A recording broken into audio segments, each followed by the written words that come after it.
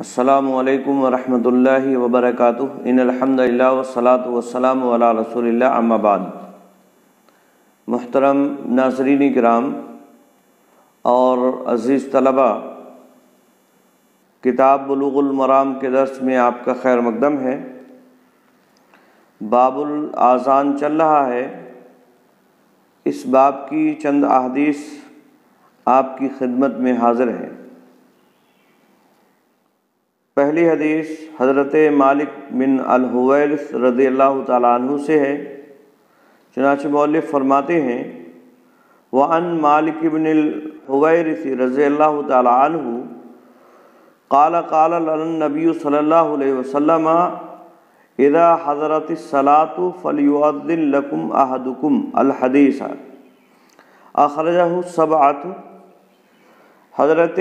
مالک بن الحویرث اور قبیلہ بنو لیث سے ان کا تعلق تھا، اس لیے لیثی ہیں یہ۔ ابو سلمان ان کی کنیت ہے۔ نبی اکرم صلی اللہ علیہ وسلم کے پاس وفد کی شکل میں آئے تھے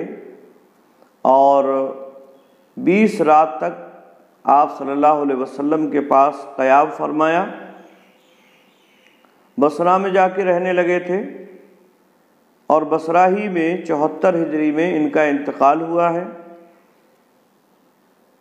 حضرت مالک بن حویرث رضی اللہ تعالیٰ عنہ بیان فرماتے ہیں، قال انہوں نے فرمایا، قال لنا النبی صلی اللہ علیہ وسلم کہ نبی اکرم صلی اللہ علیہ وسلم نے ہم سے فرمایا۔ اور یہ اس وقت آپ صلی اللہ علیہ وسلم نے فرمایا جب یہ آپ صلی اللہ علیہ وسلم کے پاس قیام کرنے کے بعد واپس جانے لگے تھے۔ ایک لمبی حدیث ہے، مؤلف رحمہ اللہ نے صرف ایک ٹکڑا حدیث کا بیان فرمایا ہے۔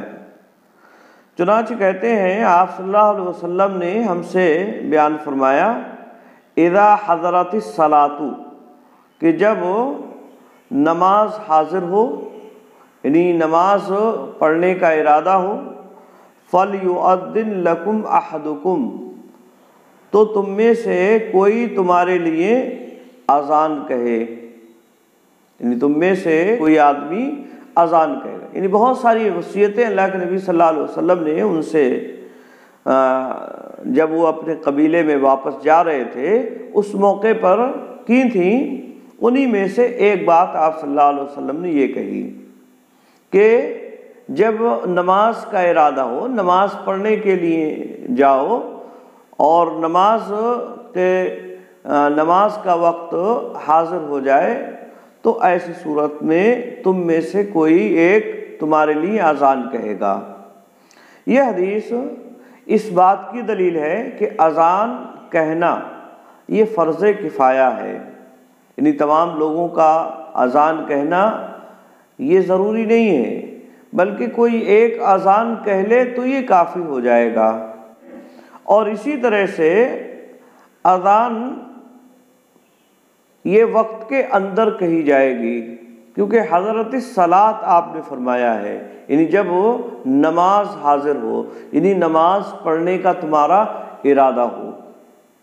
اور ظاہر سی بات ہے نماز پڑھنے کا ارادہ کب ہوگا؟ جب وقت ہو جائے گا۔ تو جب وقت ہو جائے گا اسی وقت اذان کہی جائے گی۔ وقت سے پہلے اذان کہنا یہ صحیح اور درست نہیں ہوگا۔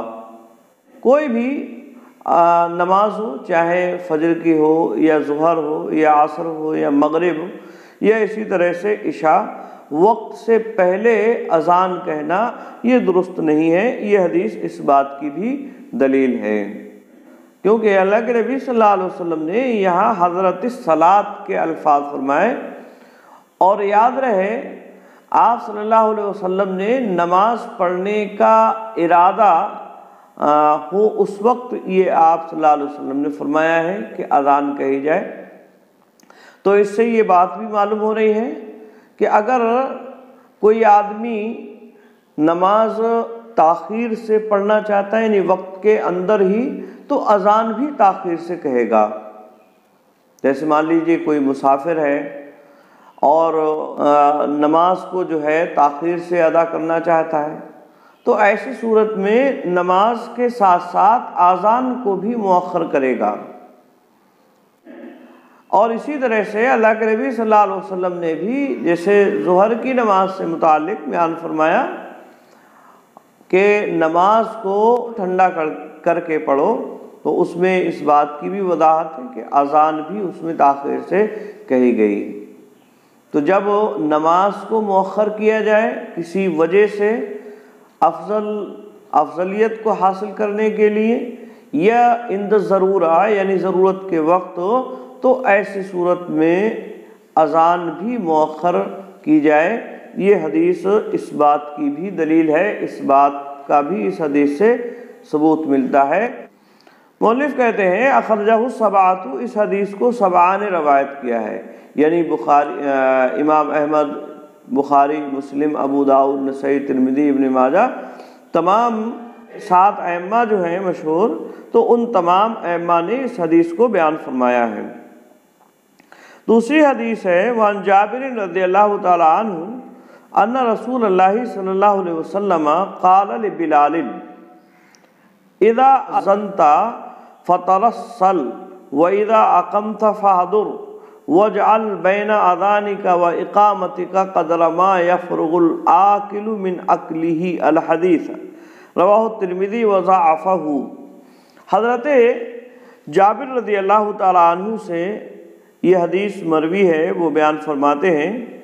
ان رسول اللہ صلی اللہ علیہ وسلم قال، کہ بے شک نبی اکرم صلی اللہ علیہ وسلم نے کہا لبلال، حضرت بلال رضی اللہ تعالیٰ عنہ سے، اذا اذنت، جب تم اذان کہو،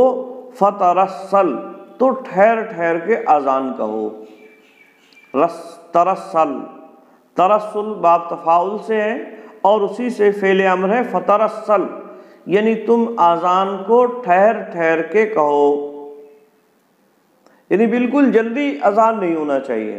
کیوں؟ اس لیے کہ یہ اذان جو جس مقصد کے تحت کہی جا رہی ہے وہ دور جو رہنے والے ہیں ان کو وقت کی اطلاع ہو جائے، اور وقت کی جب اطلاع ہمیں دینا مقصد ہے تو ایسی صورت میں ٹھہر ٹھہر کے اذان کہنا یہ زیادہ مناسب ہے کہ اگر کوئی آدمی کسی وجہ سے اذان کے پہلے کلمے یا دوسرے کلمے میں متنبہ نہیں ہو پایا ہے، نہیں سن پایا ہے، تو وہ آخر میں سن لے اسے اور اسے معلوم ہو جائے کہ اذان ہو رہی ہے، تو یہ اصل میں مقصد ہے۔ پھر آپ نے فرمایا وَإِذَا أَقَمْتَ فَحَضُرْ، اور جب تم اقامت کہو فحضر، تو جلدی کہو۔ حضر یحضر باب نصرہ سے آتا ہے اور یہ بھی فعل امر ہے، یعنی جلدی کہو۔ جب تم اقامت کہو تو جلدی کہو، اور اقامت میں جلدی اس لیے ہے کیونکہ یہ موجود لوگوں کو جو وہاں جماعت کے لیے حاضر ہو چکے ہیں ان کے لیے اقامت جو کہی جا رہی ہے یہ جماعت کے کھڑے ہونے کی اطلاع ہے، اور یہاں مناسب یہ ہے کہ جلدی کہا جائے تاکہ اصل مقصد جو جماعت ہے اس میں حاضر ہوا جائے۔ تو اللہ کے نبی صلی اللہ علیہ وسلم نے حکم دیا حضرت بلال رضی اللہ تعالیٰ عنہ کو کہ جب تم اذان کہو تو ٹھہر ٹھہر کے کہو، اور جب اقامت کہو تو جلدی کہو۔ وَجْعَلْ بَيْنَ أَذَانِكَ وَإِقَامَتِكَ قَدْرَ مَا يَفْرُغُ الْآكِلُ مِنْ أَكْلِهِ، اور تم بناؤ اپنی اذان اور اقامت کے درمیان اتنی مقدار کہ کھانے والا اپنے کھانے سے فارغ ہو جائے، آکل کھانے والا، کہ فارغ ہو جائے کھانے والا اپنے کھانے سے، یعنی اتنا وقت اذان کے درمیان میں اور اقامت کے درمیان میں رکھو کہ اگر کوئی کھانا شروع کیا ہے تو وہ کھا کر فارغ ہو جائے اور اسے جماعت مل جائے۔ تو یہ حدیث اس بات کی دلیل ہے کہ اگر اذان کہی جا رہی ہے تو ٹھہر ٹھہر کے اذان کہی جائے، اور اسی طرح سے اقامت اگر کہنا ہے تو ایسی صورت میں اقامت جلدی جلدی کہی جائے گی، اور اذان اور اقامت کے درمیان میں اتنا وقت تقریباً ہونا چاہیے کہ کھانے والا اپنے کھانے سے فارغ ہوا ہے، یعنی اذان سے پہلے اگر کوئی کھانے کے لیے بیٹھ چکا ہے تو ایسی صورت میں وہ فارغ ہو جائے، اسے جماعت مل جائے، اتنا وقت ہونا چاہیے۔ الحدیث، مؤلف کہتے ہیں الحدیث، تو یہ اصل میں لمبی حدیث کا ٹکڑا ہے، اور الحدیث کو الحدیثہ بھی پڑھ سکتے ہیں، اور ایسی صورت میں یہ فعل محذوف کا مفعول ہوگا، اے اتم الحدیث، یعنی حدیث کو مکمل کرو، اور یا اسی طرح سے اسے مجرور بھی پڑھ سکتے ہیں، اور ایسی صورت میں الی آخر الحدیث اس سے پہلے محذوف ماننا پڑے گا، اور اسی طرح سے اسے مرفوع بھی پڑھا جا سکتا ہے۔ ایسی صورت میں اس کی خبر یہ مبتدا ہوگا اور اس کی خبر محذوف ہوگی، الحدیث لہ بقیۃ، یعنی یہ حدیث ہے جس کا باقی حصہ موجود ہے، یعنی اس کا حصہ بھی کچھ مؤلف نے ذکر نہیں فرمایا ہے۔ تو یہ حضرت سے اس کو تینوں طرح کے اعراب پڑھے جا سکتے ہیں۔ کہتے ہیں مؤلف رواہ ترمذی، اس کو امام ترمذی نے روایت کیا ہے، وضعفہ، اور امام ترمذی نے اس حدیث کو ضعیف قرار دیا ہے، یعنی یہ حدیث حضرت جابر رضی اللہ تعالیٰ عنہ کی ضعیف ہے، اور اس کی ضعیف ہونے کی وجہ یہ ہے کہ اس کے اندر ایک راوی ہے عبد المنعم، یہ ایک راوی ہے، اور یہ متروک راوی ہے، اور اس وجہ سے یہ روایت ضعیف ہے۔ اسی طرح سے اس میں ایک اور راوی عبد المنعم کا جو شیخ ہے، اس کا استاذ ہے یحییٰ بن مسلم، اور یہ یحییٰ بن مسلم البکا یہ بھی ضعیف راوی ہے۔ امام احمد نے اس کے بارے میں فرمایا لیس بثقۃ، کہ یہ ثقہ نہیں ہے۔ تو ان دو راویوں کی وجہ سے یہ حدیث ضعیف ہے، لیکن جو معنی اور مفہوم اس حدیث کے اندر بیان کیا گیا ہے وہ معنی اور مفہوم جو ہے درست ہے، اور اسی طرح سے کئی سندوں سے یہ روایت مروی ہے۔ صفی الرحمن مبارک پوری رحمہ اللہ اس کے بارے میں فرماتے ہیں لیکن ربیہ ھذا المعنی من طرق یشد بعضہ بعضا، کہ یہ معنی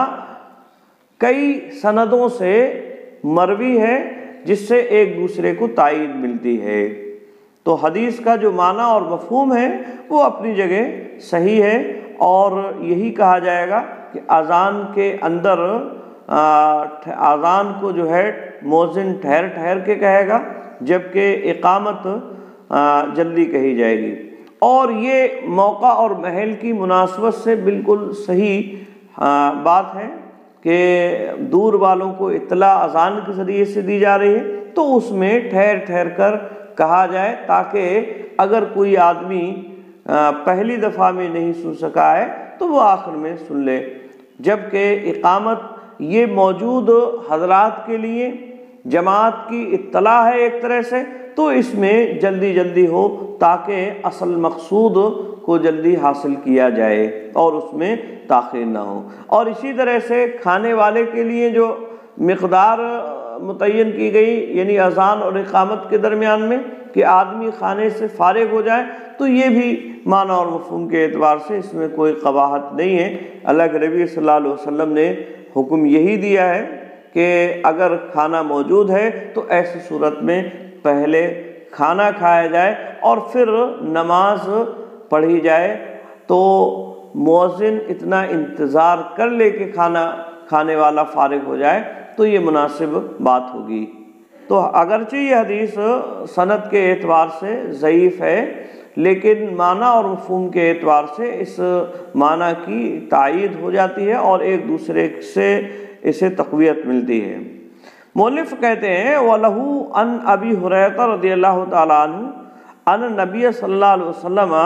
قال لا يؤذن الا متوضی وضعفه ایضا، اور اسی میں یعنی ترمذی میں یہ حدیث مروی ہے حضرت ابو ہریرہ رضی اللہ تعالیٰ عنہ سے، اور وہ کہتے ہیں حضرت ابو ہریرہ رضی اللہ تعالیٰ عنہ ان النبی صلی اللہ علیہ وسلم، بے شک نبی اکرم صلی اللہ علیہ وسلم نے فرمایا، قال، آپ صلی اللہ علیہ وسلم نے فرمایا، لا یؤذن الا متوضی، اذان نہیں کہے گا مگر باوضو، الا متوضی یعنی مگر وضو کرنے والا، یعنی جس کا وضو ہے وہ اذان کہے گا۔ تو یہ حدیث اس بات کی دلیل ہے کہ اذان وہ شخص کہے گا جو باوضو ہو، یعنی جس نے وضو کر رکھا ہو۔ ٹھیک ہے، ظاہر یہ حدیث اس بات کی دلیل ہے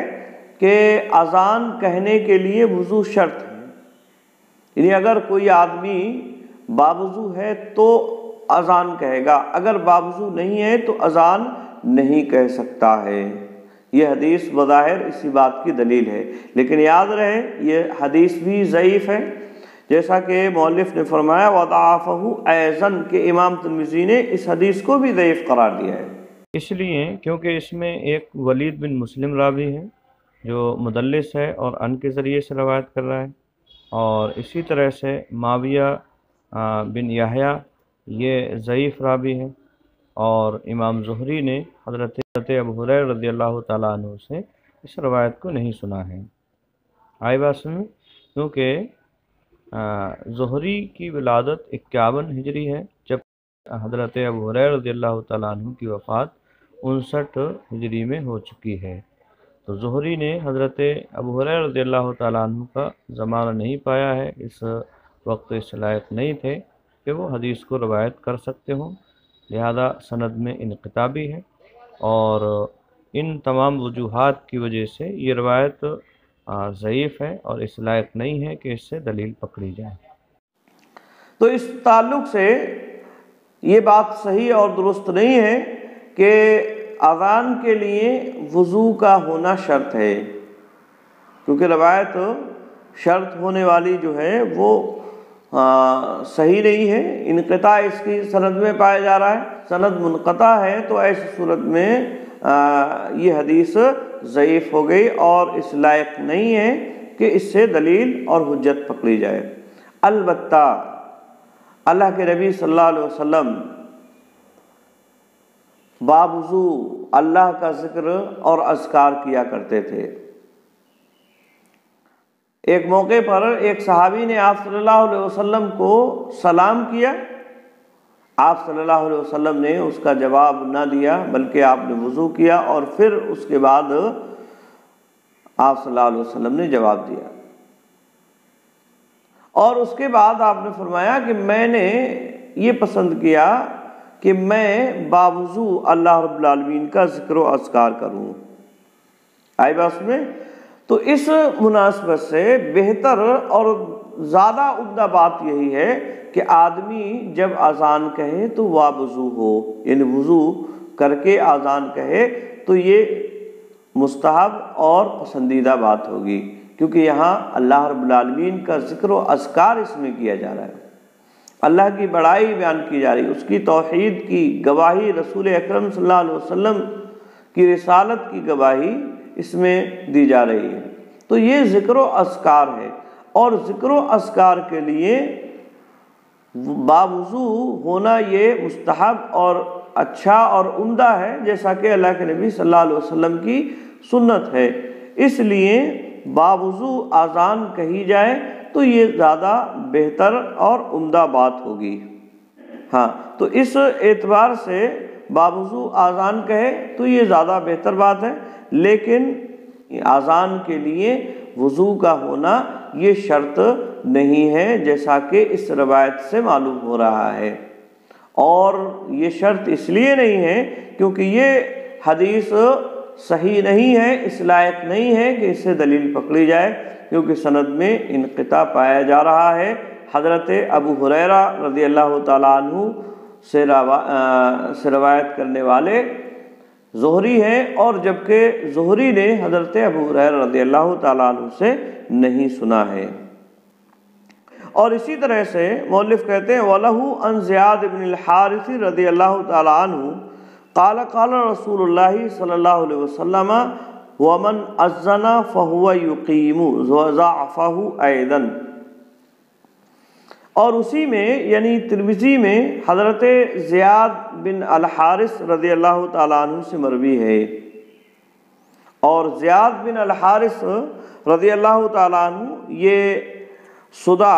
ایک قبیلہ ہے، اس سے ان کا تعلق ہے، اور صحابی ہیں۔ یمن کے قبائل میں سے ایک قبیلہ ہے صدا، اور اسی سے ان کا تعلق ہے، تو صدائی ہیں۔ نبی اکرم صلی اللہ علیہ وسلم سے انہوں نے بیعت کی، اور آپ صلی اللہ علیہ وسلم کے سامنے انہوں نے اذان بھی کہی۔ بصری صحابہ میں ان کا شمار ہوتا ہے۔ یہاں مؤلف نے ایک لمبی حدیث کا ایک ٹکڑا یہاں بیان فرمایا ہے۔ چنانچہ کہتے ہیں حضرت زیاد بن الحارث رضی اللہ تعالیٰ عنہ سے مروی ہے، وہ کہتے ہیں قال رسول اللہ صلی اللہ علیہ وسلم، اللہ کے نبی صلی اللہ علیہ وسلم نے ارشاد فرمایا ومن اذن فہو یقیم، کہ جس نے آذان کہی وہی اقامت کہے گا۔ یہ جیسا کہ بتلایا کہ یہ ایک لمبی حدیث کا ٹکڑا ہے، اور لمبی حدیث وہ پوری اس طرح سے ہے۔ حضرت زیاد بن الحارث الصدائی رضی اللہ تعالیٰ عنہ بیان فرماتے ہیں کہ اللہ کے نبی صلی اللہ علیہ وسلم نے فرمایا یا اخا صدائی اذن، کہ اے بھائی قبیلہ صدا سے اذن اذان کہو، یعنی اذان کہنے کا آپ صلی اللہ علیہ وسلم نے انہیں حکم دیا۔ راوی کہتے ہیں فاذنت، میں نے اذان کہی، اور یہ اس وقت اذان کہی گئی جب فجر روشن ہو گیا، یعنی فجر کا وقت ہو گیا تھا۔ راوی کہتے ہیں کہ جب نبی اکرم صلی اللہ علیہ وسلم نے وضو کیا اور نماز کے لیے کھڑے ہوئے آپ صلی اللہ علیہ وسلم، تو حضرت بلال رضی اللہ تعالیٰ عنہ نے اقامت کا ارادہ کیا، یعنی اقامت کہنا چاہی، تو آپ صلی اللہ علیہ وسلم نے فرمایا یقیم اخو صدا فإن من اذن فہو یقیم، کہ آپ صلی اللہ علیہ وسلم نے فرمایا صدائی بھائی ہمارا اقامت کہے گا، کیونکہ جس نے اذان کہی ہے وہی اقامت کہے گا۔ تو یہ اللہ کے نبی صلی اللہ علیہ وسلم نے یہ حدیث بیان فرمائی، اور اس میں حضرت زیاد بن الحارث رضی اللہ تعالیٰ عنہ کو اذان کہنے کا حکم دیا۔ یہ حدیث بظاہر اس بات کی دلیل ہے کہ جو آدمی اذان کہے گا اسی کو اقامت بھی کہنا ہے، اسی کو اقامت بھی کہنا ہے، وہی اقامت بھی کہے گا۔ یہ حدیث اس بات کی دلیل ہے، لیکن یاد رہے مؤلف کہتے ہیں وضعفہ ایضاً، کہ امام ترمذی نے اس حدیث کو بھی ضعیف قرار دیا ہے، یعنی یہ روایت بھی ضعیف ہے، اور اس روایت کے ضعیف ہونے کی وجہ یہ ہے کہ اس میں ایک راوی عبد الرحمن بن زیاد بن الانعم الافریقی ہیں، عبد الرحمن بن زیاد بن الانعم الافریقی، تو یہ راوی ہے، اس کے تعلق سے علماء نے اس کو ضعیف قرار دیا ہے۔ سعید القطان اور اسی طرح سے ان کے علاوہ اور بہت سارے علماء نے اس کو ضعیف قرار دیا ہے۔ البتہ بعض علماء نے اسے ثقہ بھی قرار دیا ہے۔ امام ثوری ہیں، اس کی تعظیم کیا کرتے تھے، اور اسی طرح سے امام بخاری نے اس کے تعلق سے فرمایا یہ مقارب الحدیث ہے، اور اسی طرح سے ابن حبان وغیرہ نے بھی اس کو ثقہ قرار دیا ہے۔ تو اس راوی کی ثقاحت اور جراحت کو لے کر، یعنی اس کے ثقہ ہونے اور اس کے ضعیف ہونے کو لے کر علماء کے درمیان میں اختلاف پایا جاتا ہے۔ علامہ صفی الرحمن مبارک پوری رحمہ اللہ نے اس کے بارے میں فرمایا وہ صحیح ہوا توثیقہ، کہ صحیح بات یہ ہے کہ یہ آدمی ثقہ ہے، اور اس اعتبار سے روایت صحیح ہو جائے گی۔ لیکن یاد رہے یہ جو حکم اللہ کے نبی صلی اللہ علیہ وسلم نے دیا ہے کہ جو اذان کہے گا وہ وہی اقامت کہے گا، یہ وجوب کے لیے نہیں ہے، یہ وجوب اس سے ثابت نہیں ہوتا ہے، کیونکہ روایت میں صحت و ضعف کو لے کر اختلاف ہے۔ اور اگلی روایت جو آگے آ رہی ہے وہ روایت اس حدیث کے خلاف ہے، وہ روایت جو ہے اس حدیث کے خلاف ہے۔ چنانچہ کہتے ہیں ولی ابی داؤد فی حدیث عبداللہ بن زید رضی اللہ تعالیٰ عنہ، اور ابو داؤد میں حضرت عبداللہ بن زید رضی اللہ تعالیٰ عنہ کی حدیث میں ہے انہو قال، انہوں نے فرمایا انا رأیتہ، کہ میں اسے دیکھ رہا تھا، میں اسے دیکھ رہا تھا یعنی میرا ارادہ تھا کہ میں اذان کہوں، اور ضمیر میں ہو کا مرجع ہے الاذان، یعنی الاذان، یعنی میں اذان کو دیکھ رہا تھا۔ اذان کو دیکھنے کا مطلب کیا ہے؟ یعنی میرا خیال یہ تھا کہ میں اذان کہوں۔ جب یہ خواب اللہ کے نبی صلی اللہ علیہ وسلم کو آ کے بتائے کہ ایسے ایسے ہم نے خواب دیکھا ہے، جس کا ذکر اس باب کی پہلی حدیث میں گزر چکا ہے، تو یہ خیال کر رہے تھے کہ میں ہی اذان دوں، وَأَنَا كُنْتُ أُرِيدُهُ، اور میں اس کو چاہ رہا تھا، یعنی میرا ارادہ یہ تھا کہ میں اذان کہوں۔ قال، تو آپ صلی اللہ علیہ وسلم نے فرمایا فَأَقِمْ أَنْتَ، کہ تم اقامت کہو، یعنی اللہ کے نبی صلی اللہ علیہ وسلم نے حضرت بلال رضی اللہ تعالیٰ عنہ کو اذان کے لیے کہا کہ تم جا کے اذان کہو۔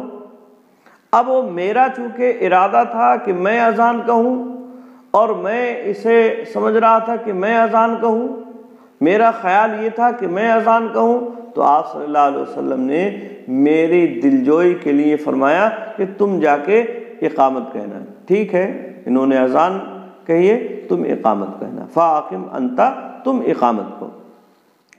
تو یہ حدیث اس بات کی دلیل ہے کہ اقامت کوئی اور آدمی، اور اسی طرح سے